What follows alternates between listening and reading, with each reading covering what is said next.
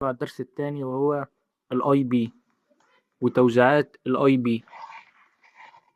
دلوقتي الاي بي عبارة عن مجموعة من الارقام كده بالظبط. هو ده الاي بي ده بيتكون من نظام عشري من 0 لحد 255. يعني اي رقم ضمن النطاق ده او ده لازم يبقى كام؟ 255. وبين كل نطاق من ده بيتكون من 8 بت. بين كل نطاق ونطاق نقطة مفصولة. هو ده الشكل المميز للاي بي. يبقى النظام الثنائي كله 32 بت، 4 خانات في 8 بتات. عاوزين نراجع مراجعة بسيطة. هو ايه الاي بي اصلا؟ وهو عنوان فريد لكل جهاز على الانترنت. ده درس بسيط وكويس، عاوزين نمشي عليه واحدة واحدة كده في السريع ونعرف كل حاجة.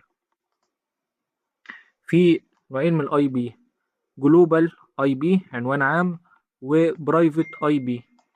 جلوبال اي بي بيبقى بين الراوتر والشبكة العامة كلها، شبكة الانترنت كلها.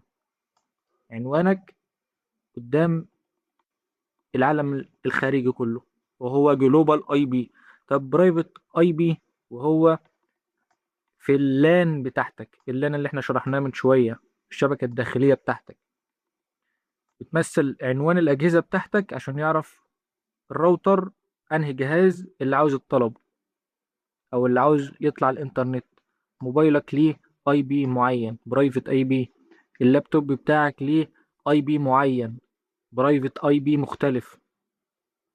لكن الراوتر بتاعك ليه اي بي معين بيدخله على الانترنت الخارجي ويشبكه بالشبكة العالمية اللي هي وان.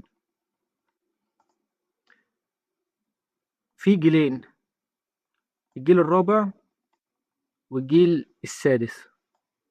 دلوقتي الجيل الرابع كان بيتكون من 32 بت بس، وده من زمان، موجود من زمان. فالأجهزة عمالة تكتر اللي في العالم، الاي بي اللي في العالم عمال يخلص. يجيبوا منين اي بي؟ يجيبوا منين اي بي؟ فهيحولوا لفيرجن السادس، فيرجن أعلى، بيتكون من 128 بت، يعني أضعاف الفيرجن القديم. وده طبعا هيستحمل آه، أجهزة كتيرة جدا مقارنة بالجيل الرابع، وهيخلي فيه استقرار في الإنترنت. يبقى يعني مفيش اي بي شبه التاني حتى. نيجي بقى لدومين نيم، الدي ان اس.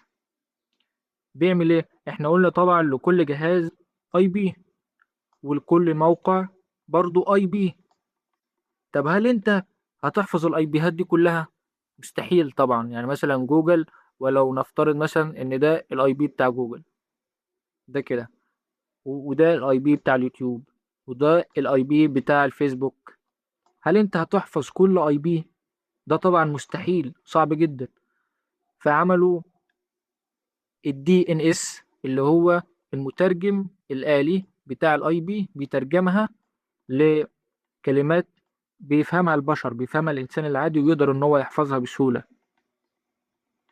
علشان مش كل مرة بقى يدخل على جوجل مثلا وهو محتاج يوتيوب يجي مدخل الرقم بتاع اليوتيوب، ده هيبقى صعب. فده بيسهل عليه ويسهل عليه الحفظ.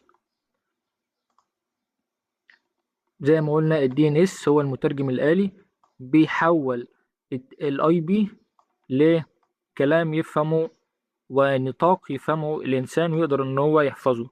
والعكس، بيحول النطاق لأي بي عشان الخوادم والسيرفر اللي احنا اتكلمنا عليه من شوية تقدر إن هي تفهم هو المستخدم عاوز يروح لأنهي متصفح أو أنهي موقع.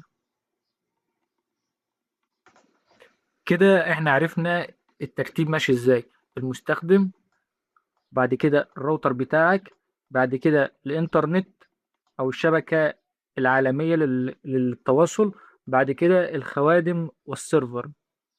انت عاوز حاجة تطلبها من الراوتر، الراوتر بيطلبها بيروح يحول الأول اسم النطاق اللي انت دخلته زي كده، بيحوله الاي بي، وبعد كده بيبعته للسيرفر او الخادم عشان يجيب لك الموقع، ويبدأ ان هو بنفس الخطوات يرجعه لك تاني ويظهره لك.